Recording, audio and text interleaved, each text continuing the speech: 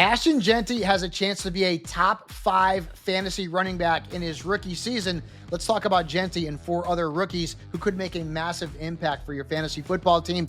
Jeanty was a top 10 pick in the NFL draft. He's going to be a 3-down workhorse in Las Vegas for head coach Pete Carroll. This is a guy who reminds me a lot of a bigger Alvin Kamara.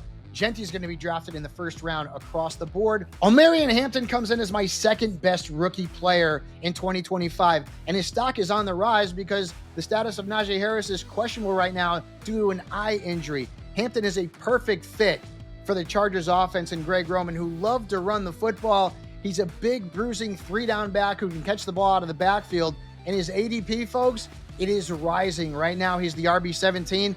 I think he could be a top 12 fantasy running back when all is said and done. Tetairoa McMillan was the first pure wide receiver picked in the NFL draft, and he's got a shot to be an alpha wideout in Carolina. He's a big wide receiver at 6'5" and 212 pounds, which means he's going to be a guy that can be very good at contested catches, and he'll also be a popular target for Bryce Young down inside the red zone. So Tetairoa McMillan has wide receiver 3 value from a fantasy perspective. And let's talk about Travis Hunter. He is maybe the most intriguing prospect in fantasy football, maybe ever, because he's going to play both sides of the football, wide receiver and cornerback. Now, that means there's some question marks about Hunter's fantasy value, but he has looked great during training camp. And if he's able to play the entirety of snaps, especially on the offensive side of the football, we're looking at a player who could bring back wide receiver 3 or flex value in his rookie campaign. And then finally, RJ Harvey in Denver.